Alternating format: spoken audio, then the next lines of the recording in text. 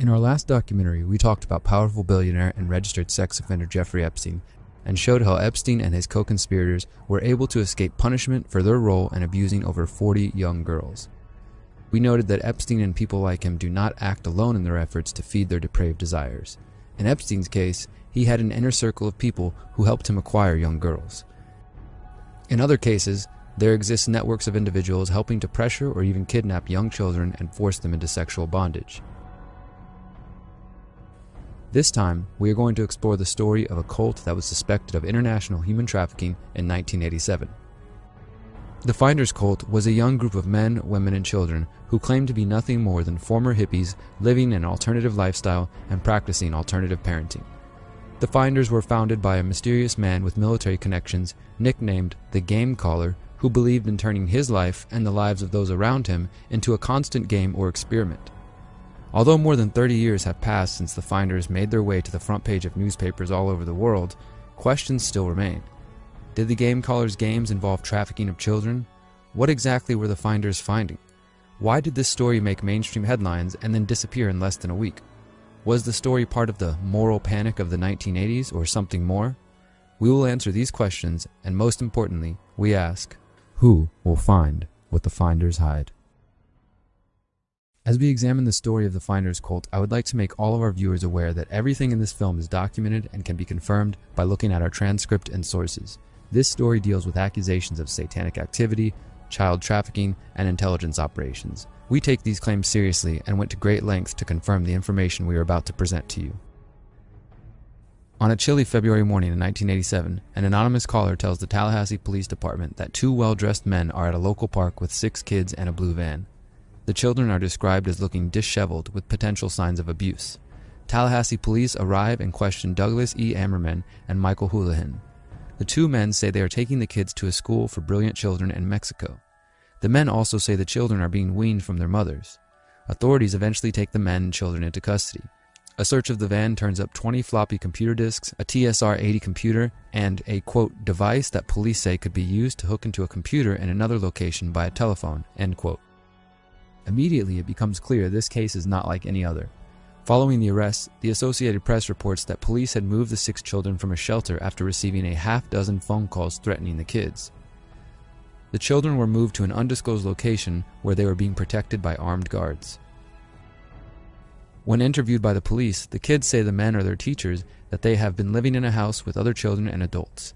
The police report also notes the kids are eating a raw food diet, covered in bug bites, and only fed as a reward for good behavior. The children are unaware of modern technology, including phones, televisions, hot water, staplers, typewriters, and electricity.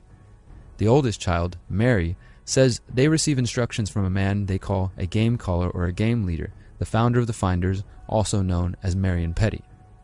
By Thursday, February 5th, Tallahassee police confirm the children and men are a part of a group known as the Finders. U.S. District Court records in Washington indicate a confidential police source previously told authorities the Finders were a cult that conducted brainwashing techniques at a warehouse and apartment in Washington, D.C. This source tells of being recruited by the Finders with promises of, quote, financial reward and sexual gratification, end quote, and of being invited by one member to explore Satanism with them. At this point, officials with the U.S. Customs Service Agency join the investigation due to suspicion that the potential crimes may have crossed state or national borders. The U.S. Attorney's Office and the Federal Bureau of Investigations are also said to be investigating the case. After learning the children are based in the D.C. area, the Tallahassee Police Department contacts D.C. Metropolitan Police to establish the identities of the children. Tallahassee police learn that D.C. police are already aware of the Finders. On Friday, February 6th, Virginia State Police raid a 90-acre farm owned by Marion Petty in rural Madison County, Virginia. Neighbors of the farm say children were often brought to the farm in vans, usually crying. An FBI report states that, quote, evidence of a satanic cult ritual was discovered, end quote. The same report notes that all reports regarding Finders are to be classified secret. Meanwhile, D.C. Metro Police and U.S. Customs Service agents raid other Finders properties, including a duplex apartment building and a warehouse in Washington, D.C.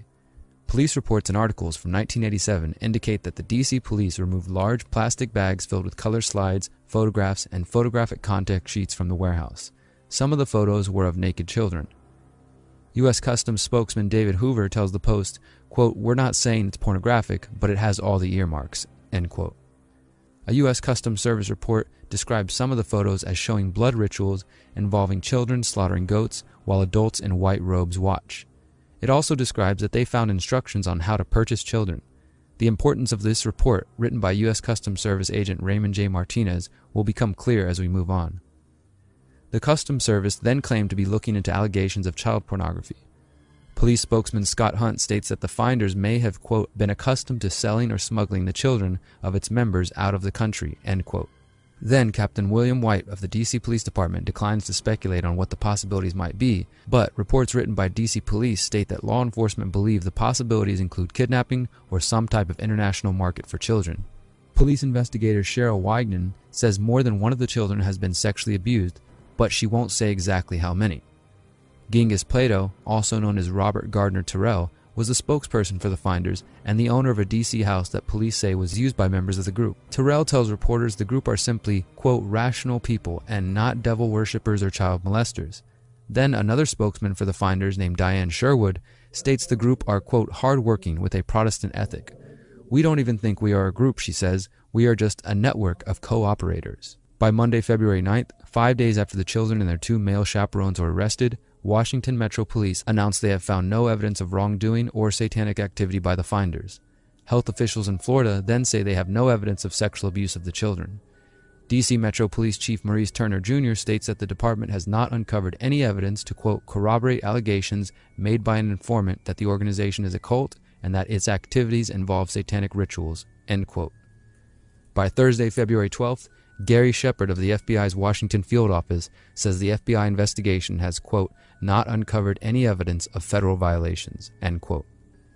But according to the New York Times, quote, "the statement from the Metropolitan Police Department conflicts with accounts from police in Tallahassee, Florida, where the children were found, unwashed and hungry. Officials there say that morning, at least 2 of the children had signs of sexual abuse." Despite the initial reports, by the end of the week, headlines are reporting that charges are dropped and that the whole situation was a giant misunderstanding. Just like that, it's gone from the news. Now, to be fair, it's true that a so-called moral or satanic panic seemed to grip the United States in the 1970s and 80s, where parents were suspecting all kinds of people being involved in devil-worshipping cults or child trafficking networks. And although the vast majority of these cases have been dismissed as paranoia, the story of the finders deserves a deeper look. Let's start by examining the available law enforcement documentation on the finders. Documenting the finders. The finders cult incident in Florida took place more than 30 years ago. Although the mainstream version of events says the whole thing was blown out of proportion, a reading of the reports from the Tallahassee Police Department, the FBI, and U.S. Customs Service leaves more questions than answers. The Customs Service report has been widely reported and circulated, and the FBI documents were released through Freedom of Information Act requests. In 2018, thanks to the work of an activist, the 75 pages of Tallahassee police reports were also finally released to the public. This is the story of those documents. Tallahassee Police Department reports. On Wednesday, February 4th at 4:50 p.m., Tallahassee police officer Tony Mashburn responds to an anonymous call regarding 2 well-dressed men seen supervising 6 children at Myers Park in Tallahassee, Florida. The detective files a report with the department following the incident.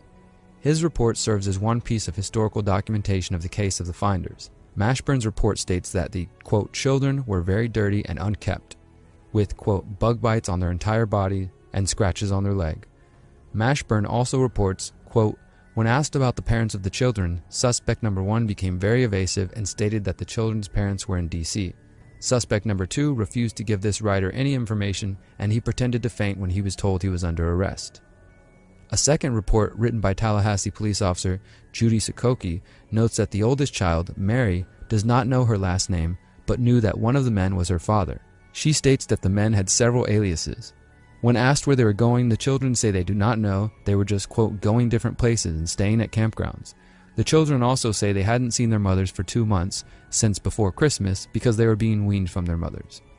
The report states that the kids told officers the adults in their community had to do what the game caller told them to do, and that the kids did what the adults told them to. The children say they were not allowed in the house. The kids also told authorities that the adults communicated with the game caller, aka Marion Petty, via a computer in the van. Later in the report, it notes that the children claimed Marion Petty, quote, "owns a man named Steve," end quote. When eldest child Mary was questioned about sexual abuse, she became very evasive.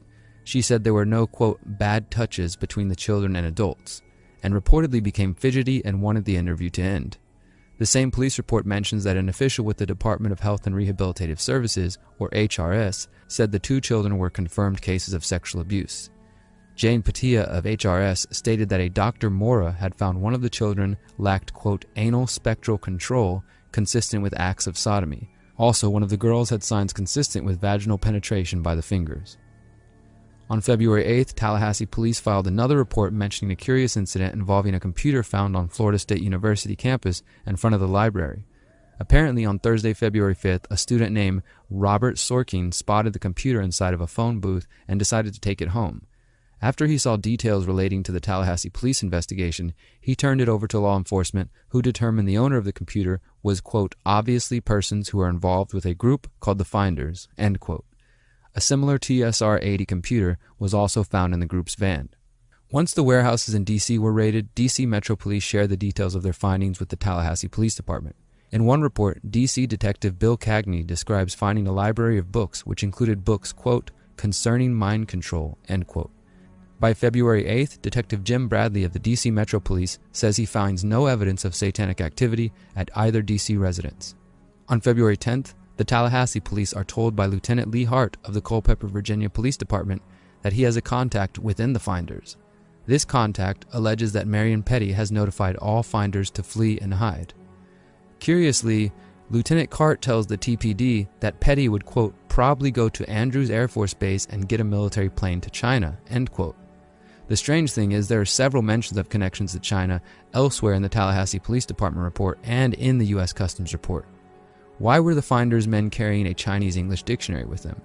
Mary said she learned to count to 10 in Chinese from a Chinese man at the warehouse, and, as we'll see in a moment, the U.S. Customs report on the Finders mentioned that children were being ordered from a contact in Hong Kong. When the Tallahassee police are finally able to determine and locate the mothers of the children, the women deny any allegations of satanic activity or sexual abuse of the children by the group. The women claim they don't know why the men have multiple fake IDs or why they use the traveling to a school for brilliant children in Mexico excuse. The mothers tell police their lifestyle does not abuse children, but instead holds them in high esteem. This seems difficult to square with the fact that the kids were found covered in bites and scratches and malnourished with little food. The women go on to describe the Finders' lifestyle as rejecting private property in favor of communal property and centering around, quote, ongoing loyalty, dependence, devotion to each other.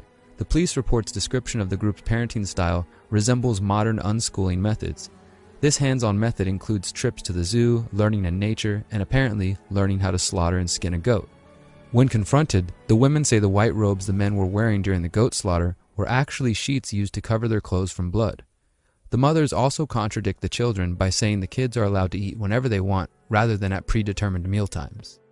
On Wednesday, February 11th, Assistant Investigator Rick Huffman is made lead investigator. By February 24th, Huffman has officially ended the Tallahassee Police Department's investigation into the Finders. Huffman writes, quote, as to whether the children had actually been abused or neglected at the time of arrest seems to hinge on whether the children being dirty, possibly hungry, and living under camping conditions constitutes abuse or neglect. Huffman concludes, quote, this investigator has learned of no group or individual actions which appear abusive or neglectful. Huffman does not mention the reports of sexual abuse by doctors with HRS. And with that, the Tallahassee Police Department's investigation into the Finders cult came to an end. The other main source documents are a series of memos from the U.S. Customs Service, the predecessor to the current U.S. Customs and Border Protection Agency. The memos were written by U.S. Customs Agent Raymond J. Martinez. In these pages are the most damning accounts of alleged trafficking of children and potential connections to intelligence agencies. Martinez filed 3 memos, 2 of which describe his experience participating in the search of the warehouse in D.C. alongside the Metro Police. Once the Customs Service was notified that the children were allegedly en route to Mexico, a customs investigation was launched. The Metro Police reportedly contacted Customs because the agency maintains a network of child pornography investigators. Martinez notes that his office was contacted by Detective Jim Bradley with the Metro Police Department because he believed the Tallahassee case was strongly related to a case he was investigating in D.C. Bradley also told Martinez that he originally investigated the 2 addresses connected to the Finders in December of 1986, 2 months before the incident in Florida. An informant had given Bradley information regarding a cult known as the Finders, operating various businesses out of a warehouse. The information was specific in describing blood rituals and sexual orgies involving children, and a yet unsolved murder in which the Finders were alleged to be involved. Martinez's report states that during the execution of the warrant on the warehouse, he was, quote, able to observe and access the entire building, end quote. As authorities searched the building, they found tons of documents, a large library, a sauna, computers, maps with locations highlighted, a room with video recording equipment, and much more. Martinez says his search of the documents revealed the following: detailed instructions for obtaining children for unspecified purposes, instructions on the impregnation of female members of the Finders, telex messages using MCI mail, an early version of email. One such telex message specifically ordering the purchase of 2 children in Hong Kong to be arranged through a contact in the Chinese embassy. Another telex message expressing interest in bank secrecy situations. Documents identifying interest in high-tech transfers to the UK and numerous properties under the control of the Finders. Documents relating to terrorism, explosives, and invasion of law enforcement. A detailed summary of the events surrounding the previous night's arrest and of the 2 adults and 6 children in a Tallahassee park. And a set of instructions which appeared to be broadcast via a computer network which advised the participants to move the children and keep them moving through different jurisdictions, and instructions on how to avoid police attention. The following day, Friday, February 6, 1987, Customs Agent Martinez meets Detective Bradley at the warehouse again. Quote, I was again granted unlimited access to the premises, he writes. This time, Martinez says he observes, quote, numerous documents which describe explicit sexual conduct between the members of the community known as the Finders. He also says he saw a large collection of photos of unknown people, including some nude photos of people believed to be members of the Finders. There were numerous photos of children, some nude, at least one of which was a photo of a child on display and appearing to accent the child's genitals. I was only able to examine a very small amount of the photos at this time. He also states that another officer showed him a photo album that contained a series of photos of adults and children dressed in white sheets participating in a blood ritual. Martinez says the photos showed the execution, disembowelment, skinning, and dismemberment of 2 goats at the hands of the children. Other documents include files relating to activities of the organization in different parts of the world, including London, Germany, the Bahamas, Japan, Hong Kong, Malaysia, Africa, Costa Rica, and Europe. Martinez reports seeing one file entitled Pentagon Break-In. He also claims a Metro Police Department officer told him the group maintained intelligence on private families. The officer told Martinez about a game the Finders would play in which the group would respond to local newspaper advertisements for babysitters, tutors, etc., and then a member of the Finders would gather as much information as possible about the habits, identity, occupation, etc. of the family. Martinez's file memo was filed April 13, 1987. 2 months after his original memos, Martinez reasserts his view that, quote, numerous documents were discovered which appeared to be concerned with international trafficking in children, high-tech transfer to the UK, and international transfer of currency. Martinez says he talked with Detective Bradley on March 31st regarding a meeting to review the documents seized during the execution of the 2 search warrants. When Martinez arrives for the meeting on April 2nd, Detective Bradley is not available. Martinez writes that he, quote, spoke to a third party who was willing to discuss the case with me on a strictly off-the-record basis, end quote. Agent Martinez is notified that all passport data gathered during the investigation was given to the U.S. State Department. The State Department then tells the Metro Police that all travel by the passport holders was within the law and no action was to be taken. Martinez notes that, quote, this includes travel to Moscow, North Korea, and North Vietnam from the late 50s to mid-1970s. Countries engaged in conflict with the United States at the time. This unnamed third party also tells Martinez that, quote, the investigation into the activity of the Finders had become a CIA internal matter, end quote. Martinez's final statements reveal the MPD report has been classified secret and was not available for review. I was advised that the FBI had withdrawn the investigation several weeks prior and that the FBI Foreign Counterintelligence Division had directed MPD not to advise the FBI Washington Field Office of anything that had transpired. No further information will be available. No further action will be taken. Just like that, with a disregard for credible reports that merited further investigation, the FBI, the Tallahassee Police, and the U.S. Customs Service were done investigating the Finders. At least, for the moment. not everyone was convinced that the case against the Finders was over and done with. A 1993 report from U.S. News & World Report states that an unnamed Tallahassee investigator accused the police of dropping the case, quote, like a hot rock, end quote.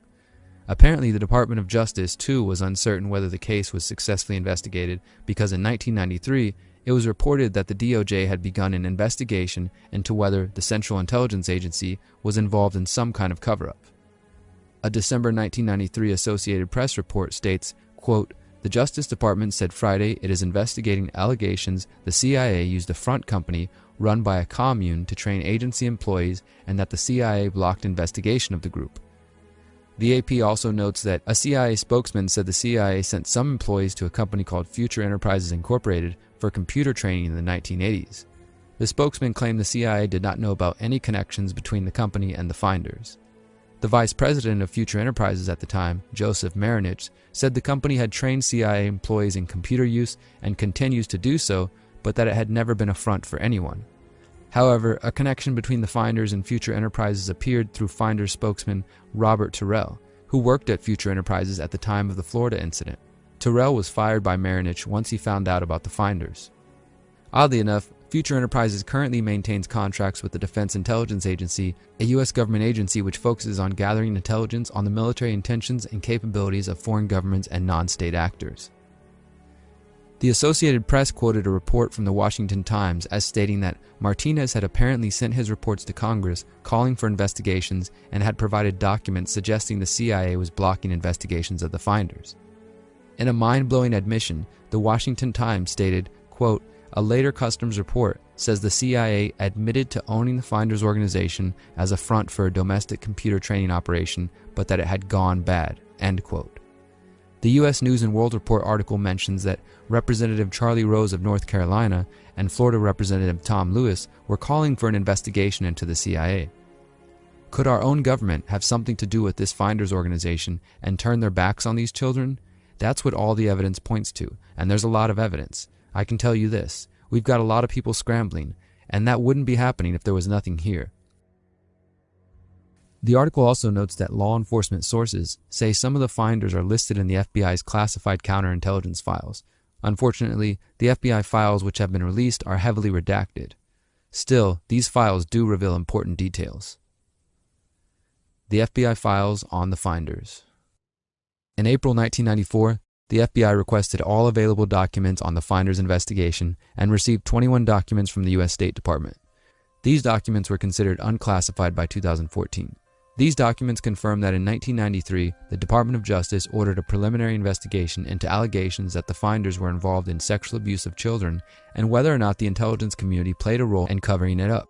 The name of the person making these allegations is redacted, but it becomes clear the documents are referencing U.S. Customs Agent Raymond Martinez and his report from the warehouse raid. Despite the heavy redacting, the files make it clear the FBI was taking note that Martinez had reached out to Congress calling for an investigation. One portion of the documents mention a Customs Service special agent who wrote a report claiming to have seen computer equipment with instructions on, quote, obtaining children for unspecified purposes, end quote. The report also mentions impregnating female members of the Finders, instructions on kidnapping, buying, and trading children. Finally, the report states that this unknown person, who is more than likely Raymond Martinez, claimed that another unnamed person worked with the State Department and the FBI's Counterintelligence Division to cover up the crimes of the Finders. This memo, dated March 9, 1987, relates what was taking place behind the scenes during the weeks following the official end of the investigation into the Finders. Again, this document is so heavily redacted, it's hard to determine exactly what was said, but what is clear is that someone with the Metropolitan Police Department stated that none of the items claimed by Raymond Martinez were found at either Finder's property and that there was no evidence of child exploitation, kidnapping, and no instructions on buying children. The redacted document notes that a DC Metro Police Sergeant John H. Stitcher had been told by an unknown person to step away from the investigation into the Finders. However, another document claims that this never happened. It seems likely that Martinez and Stitcher would have met and discussed what Martinez saw, and perhaps the fact that Stitcher claimed he was told to back off the investigation into the Finders. Either way, the FBI files note that by 1993, Sergeant John H. Stitcher was dead. Another report from the FBI special agent in charge says that, quote, the bottom line was that the Tallahassee investigation was not impeded or influenced by any agency, end quote. An unnamed special agent with the FBI's Washington Metropolitan Field Office and an officer with the D.C. Metro Police were both interviewed in November of 1993 and claimed that they had no direct knowledge of evidence indicating child abuse or exploitation or interference from the U.S. intelligence community. Martinez stated that he believed he was correct in his original report. The FBI files show the Bureau searched the government's internal databases for names thought to have been used by the Finders, including Finders Transnational, Finders Transnational Ragged Mountain, Women's Network Service, General Scientific Corporation, and the aforementioned Future Enterprises. As with Future Enterprises, it is believed these businesses may have been fronts operated by the Finders. After all of this, the initial incident in Tallahassee, the raids of the warehouse and apartments, the end of the investigation, the two male members of the Finders were released from jail. A Washington Post article from June 1, 1987, mentions that 4 of the children were returned to their mothers, while the other 2 were placed in foster homes.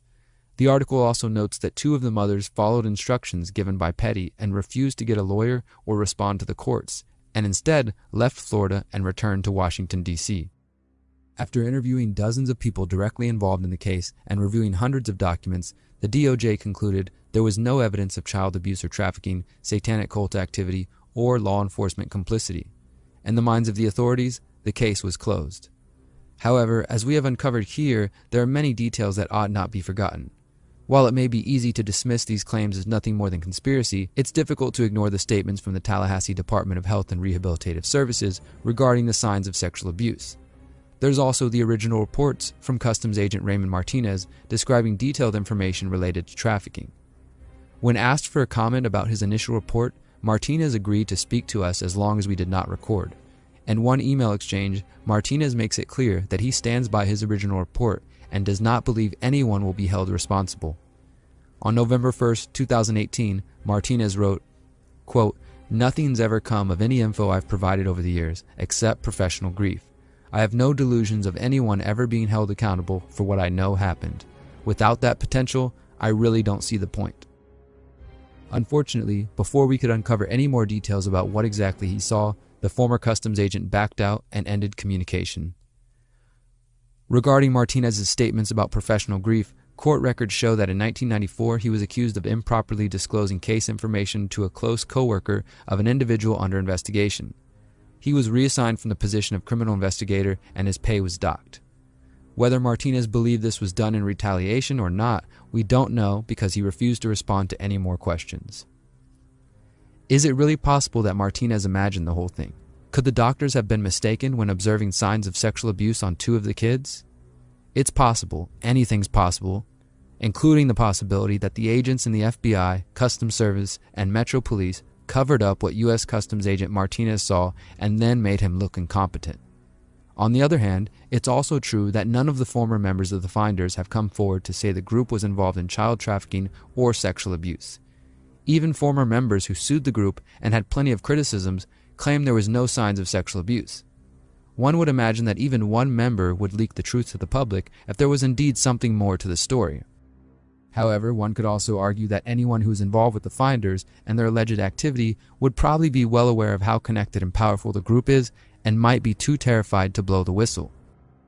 To understand the Finders, we need to examine the people involved in the day-to-day activities of the cult. More specifically, to find what the Finders hide, it's imperative to study the founder of the group, Marion Petty. The following details are taken from the public record on Petty, as well as interviews with members of the Finders. Who was Marion Petty? Little is known about the life of Marion D. Petty, the mysterious founder of the Finders. Before his death in 2004, it had been widely reported that Petty was a retired Air Force Master Sergeant who spent years rubbing elbows with the top brass in the United States intelligence community. The true nature of Petty's connections to these intelligence agencies remains a central mystery to the case of the Finders cult. After the Tallahassee arrests in 1987, the New York Times referred to Petty as a, quote, charismatic leader who urged his followers to study a doctrine that stressed self-exploration and futurism, end quote. During the investigation, Priscilla Coates, president of the Bay Area chapter of the Cult Awareness Network, told the Associated Press that the Finders were not a satanic cult, but rather, quote, just a weird situation where Petty controlled others and made everything a game. Media reports from the 1980s state that the Finders first evolved out of the human potential movement of the 1970s, a movement based on the idea that an extraordinary potential lie within each person waiting to be unleashed. Petty, who was also known as the student, the stroller, the pathfinder, or the game caller, claims that he had been hosting parties and gatherings of like-minded people since the 1930s. In a 1996 interview with the Washington City paper and a 1998 interview with Steam Shovel Press, Marion Petty discussed his early years. Quote, I've been keeping open house to fools since the 30s. I rented 2 apartments in Washington and had open house. Anyone that wanted could come and stay with me. I'm still doing it. End quote. In fact, Petty told both the Steam Shovel Press and the Washington City paper that since World War I, he kept open house, quote, mainly to intelligence and counterintelligence people in Washington, end quote. Petty claimed that his goal was to know everything and say nothing. Quote, I run a private intelligence game, and I send people out undercover to find out various things. I've been investigating the CIA before it was the CIA, when it was the OSS, Petty stated in reference to the predecessor of the CIA, the Office of Strategic Services. In 1998, Petty told the Steam Shovel Press that in the 1960s, investigators were monitoring him for 4 years. He claimed that the investigators accused him of being a drug dealer and then a front for the CIA. However, Petty claimed that eventually the investigators left him alone. Petty also stated that he tried all of his life to get behind the scenes in the CIA. Quote, I sent my wife in as a spy to spy on the CIA for me. She was very happy about it, happy to tell me everything she found out. She was in a key place, with the records, and she could find out things for me. And my son worked for Air America, which was a propriety of the CIA. There are some connections, but not to me personally, end quote. It is true that Petty's wife worked for the CIA and that one of his sons worked for Air America, a CIA front accused of trafficking opium. Despite his long-term interest in intelligence agencies and his family members' involvement with intelligence agencies, Petty swears he himself is not a member of the intelligence community. However, further details of Petty's involvement with U.S. intelligence services were revealed in the late 1980s.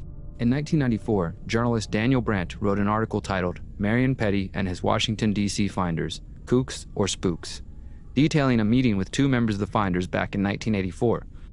Brandt says at that time they were going by the name The Information Bank.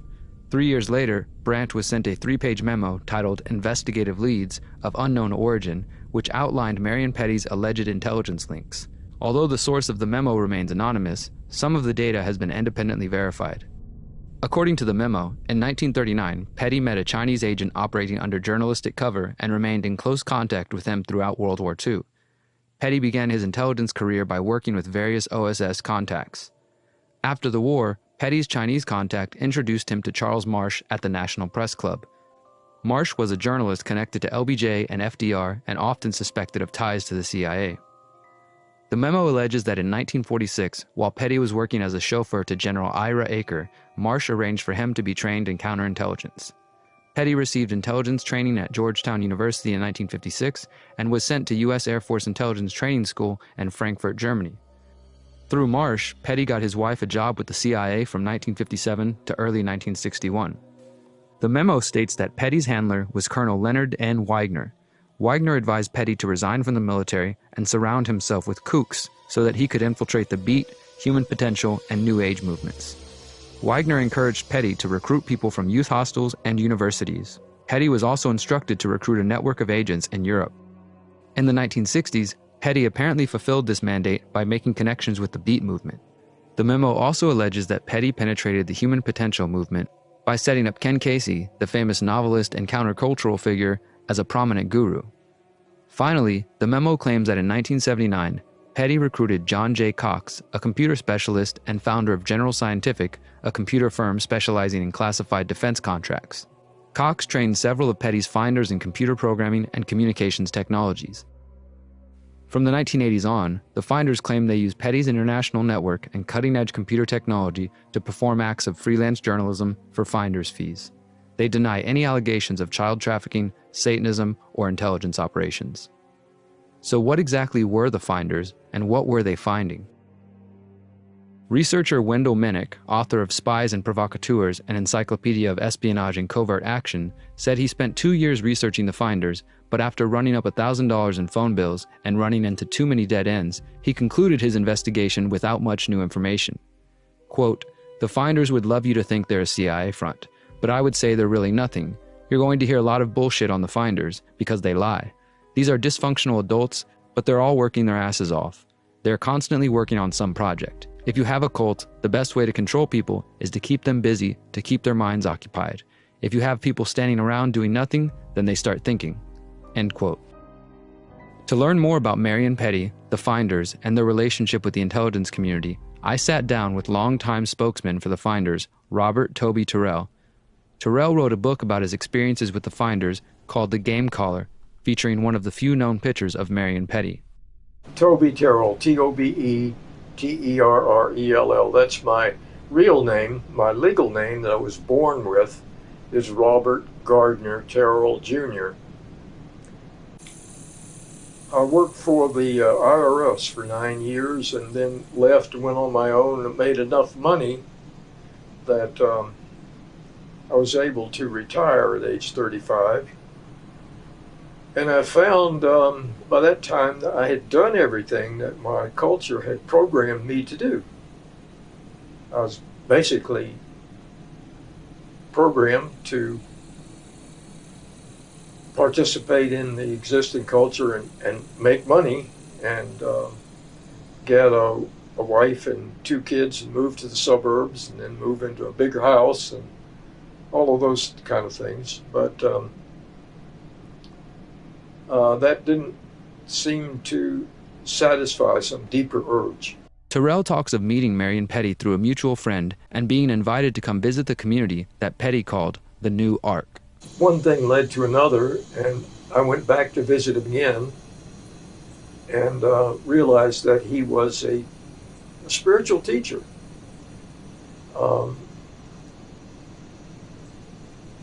Based on the questions that he asked me. And so I asked him some questions as well. And then I was in transition. I'd been married for 12 years, had a couple of kids, was living in Chevy Chase in a very nice house in a very nice suburb. But it was a phase in my life where it was time to develop my spiritual nature. I'd been a householder, and that was a good phase.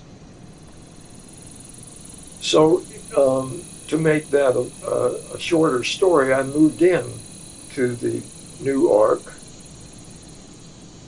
and never moved out. Terrell embraced the finder's life, and after a divorce from his wife, he put his life savings into the Invisible Bank, a communal fund where everyone was allowed to contribute and take as they needed. Using these funds, Terrell helped Petty purchase the finder's properties in D.C. for the group's daily activities. He describes life in the finders as a constant game where Petty encouraged members to live one day at a time. The group was ran by Petty, and everyone submitted to his rules. Terrell said every day the finders would ask Petty to be the game caller, and then the group would follow his instructions. He would say something like, okay,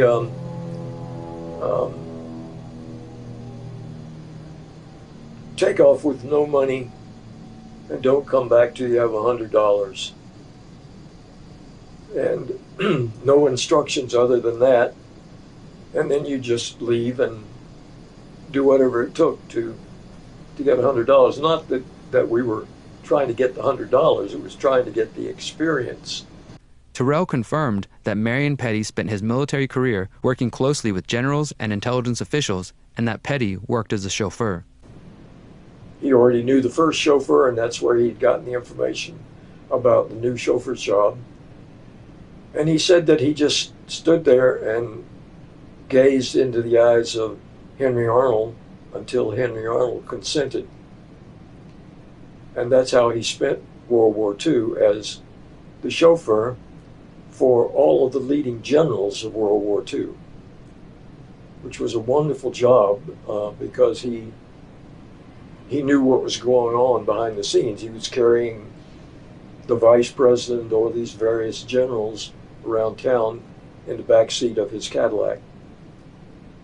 And during this time, he was a thrifty guy, and he'd saved up his money and began buying land in the Virginia mountains, which was very cheap at that time.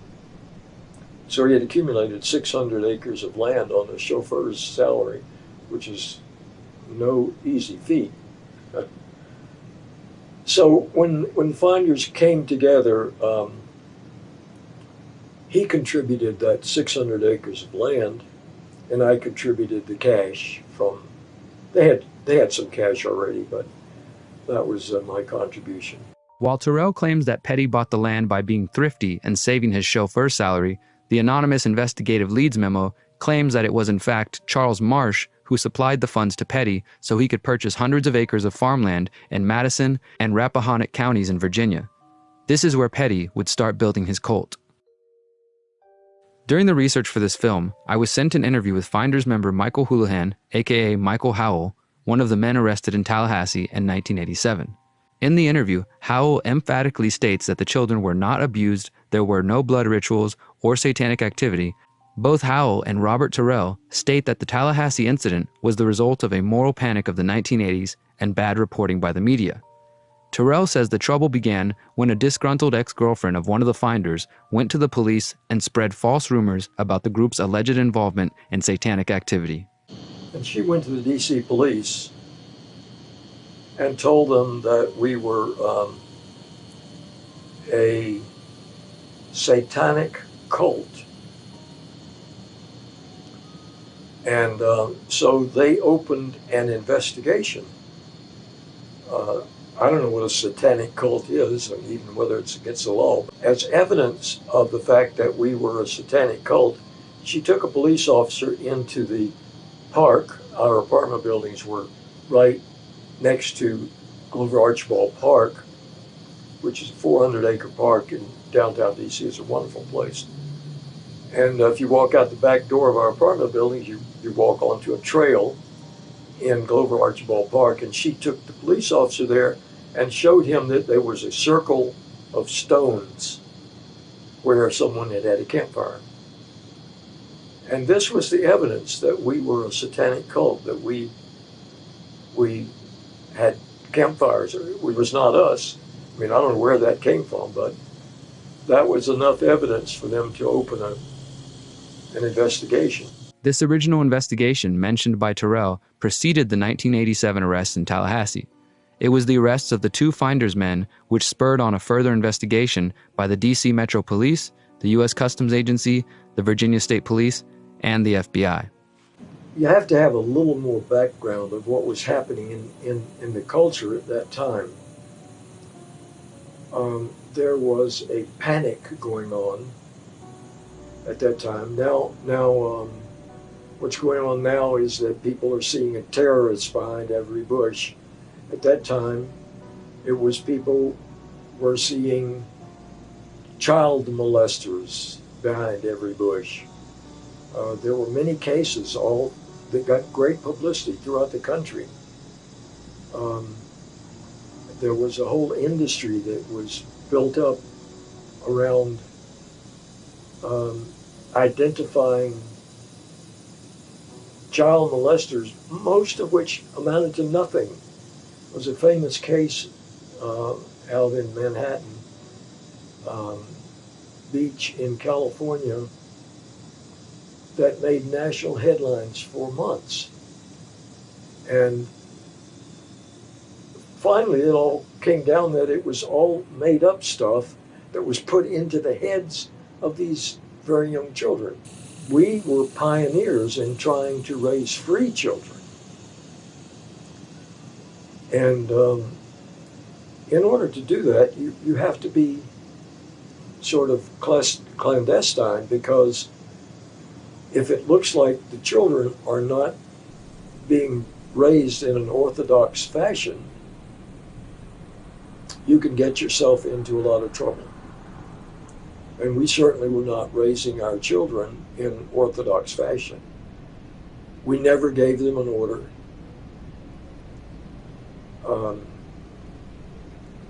We gave them a level of freedom that children in this culture don't have. We raised them in a non-threatening environment in the country where they would be close to nature. And on occasion they would come into the city, but most of the time we spent in the country. And so the police were aware of us. They couldn't figure out what we were doing. We'd bought this 10,000 square foot warehouse, and we would sometimes appear there in the middle of the night, and it just didn't fit any pattern. All concluded that we were filming pornographic stuff, which couldn't have been further from the truth, but that's what they concluded. And one reason that they concluded that was that we had some cameras and high-tech equipment. The high-tech equipment that you're referring to, this was way back before there was an internet. We were pioneers on the internet. It was called MCI Mail. It was the first email system. Terrell dismisses the 1993 reports from U.S. News and World Report and reports filed by U.S. Customs Agent Raymond Martinez. Well, I'm aware of that. That's what was published in U.S. News and World Report. Very poor investigators. They took the word of a guy who was discredited in the and had been fired for other reasons in the customs, and that was absolutely crazy, and he had no evidence for it. It was just something that he said. You know, if you're an investigator sent out to get information, you don't just say it, you get evidence. Well, his evidence was that he had seen some communication from Hong Kong saying something about buying children or some absurd thing like that. And that was his interpretation of a kind of communication that he knew nothing about. We had a couple of guys. By that time, we had evolved an organization that traveled around the world doing journalism. And we had two different people who worked for Hong Kong News doing freelance articles, usually high-tech articles. And they happened to be in Hong Kong when the whole thing came down. And we communicated back and forth. We developed a number of shortcut ways of communicating. So I have no idea what he read that led him to conclude that there was some kind of a kidnapping going on. But he did say that, and so it was picked up by U.S. News and World Report. It just so happened that I was working at U.S. News and World Report at the time. Very poor investigator. As we have shown, former Customs Agent Raymond Martinez has stated that he stands by his reports. Terrell not only dismisses the child trafficking claims, but also initially dismisses the idea that Petty maintained any contact to the U.S. intelligence agencies after he left the military. They offered him a chance to become an intelligence officer. He took it, and they trained him in Europe for some period of time. And then his time was up. His 20 years in the military was up. And he resigned from the military and started his spiritual practice. As far as you know, did he maintain any of those intelligence contacts? He severed all ties with the intelligence community. He had been trained, but he never was assigned. When his training was over, he flew back to Washington and approached General Ira Aker, who was then the Secretary of the Air Force. And he told General Aker that he had instructions to please give him his honorable discharge. And he was highly regarded by Aker. So Aker asked him why, and Petty said, "I'm sorry, it's so secret that I can't even tell you." And Aker gave him the discharge. And he then severed all connections with the military. And none of this, I mean, it's absurd to think that we had any connection with anything governmental. We did not. But is it possible that, you know, the games and the information that he was feeding the rest of the group were coming from somewhere else? No, it's not possible. I mean, I shared the same toothbrush with this guy for 20 years. It's not possible. And you think about it. We were as opposite to the goals of the government and the intelligence community than you could possibly be.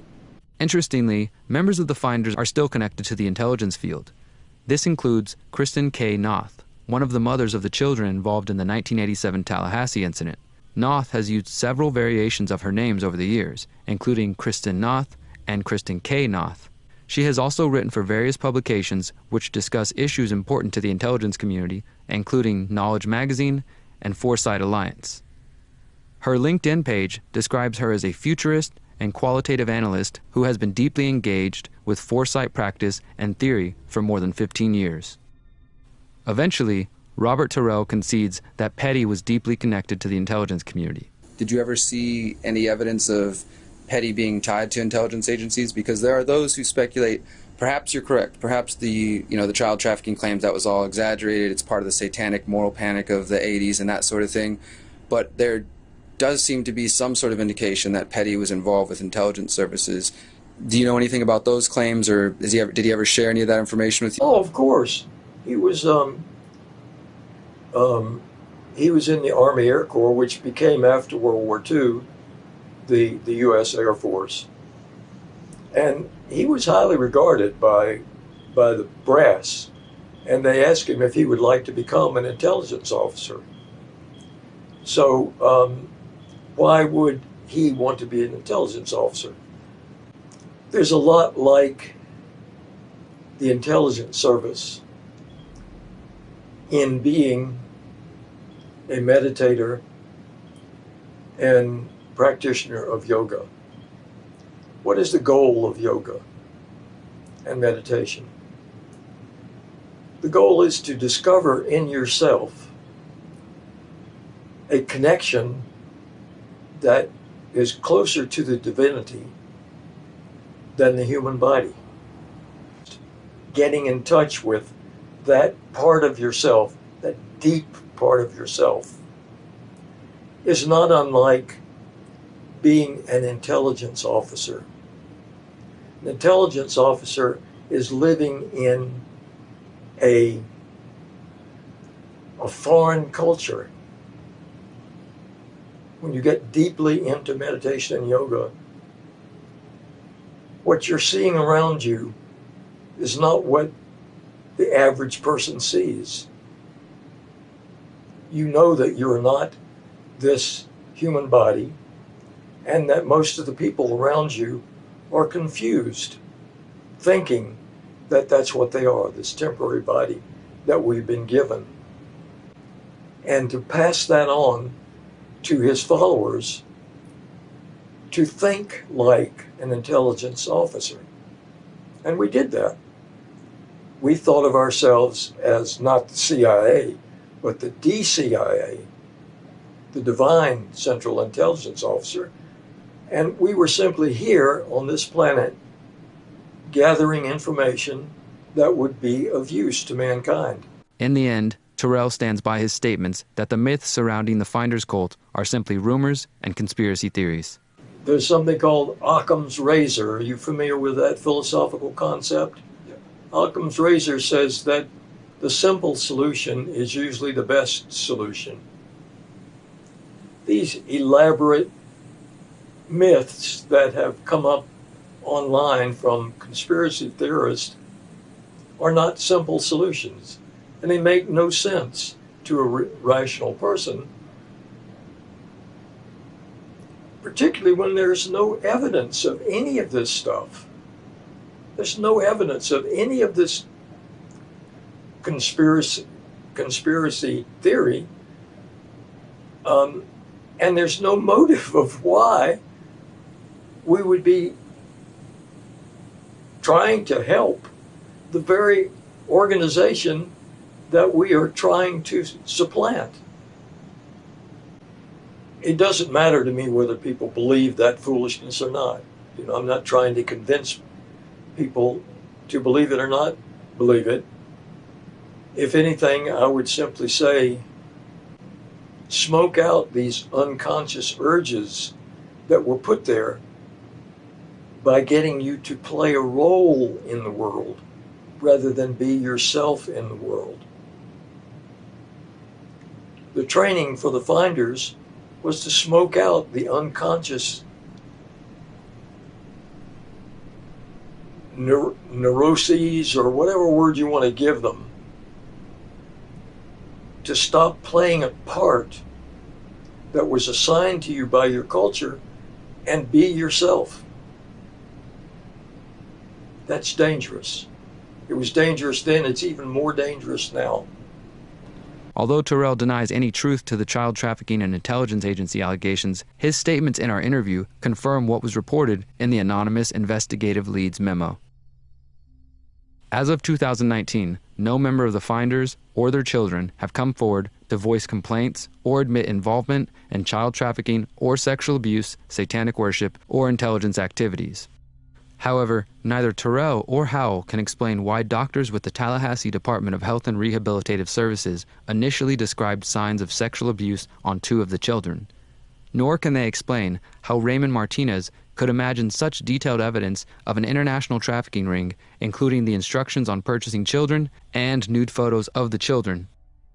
Once again, in order to believe the accounts of the finders, you must believe that Raymond Martinez imagined or faked his whole report and that the doctors mistakenly identified signs of sexual abuse, not to mention the various reports of a cover-up by the Central Intelligence Agency. So then, we must ask, who are the finders, and what exactly were they doing? Were they truly just an eccentric group of utopian futurists being led by a charismatic former military chauffeur? Was the finders a CIA front involved in international trafficking of children and potential blood rituals? If they were a CIA group gone rogue, at what point did they go rogue, and what did they do without the approval of the intelligence community? Or, as some have suggested, was this all one big game, one last prank from beyond the grave, courtesy of Marion D. Petty? These questions still remain unanswered. Marion Petty himself was probably operating under a NOC, a non-official cover where agents operate covertly without official ties to the intelligence community or government. If a NOC is caught violating the law, they are on their own and will not be rescued by their employer. Due to the constant moving around and the group constantly participating in games, it's possible that some members of the finders were ignorant to the intelligence activities of the group. However, it is clear that some members of the finders formed Marion Petty's inner circle and spent their time traveling internationally, likely using journalism as a cover for intelligence activities. If these activities did involve child trafficking, the evidence is long gone, having been hidden from the public since 1987. Our goal in making this film was to expose more people to the reality of corruption and cover-ups involving law enforcement and government agencies. We hope sharing this information can help shake loose the remaining truths about the actions of Marion Petty and the finders. Thank you for watching.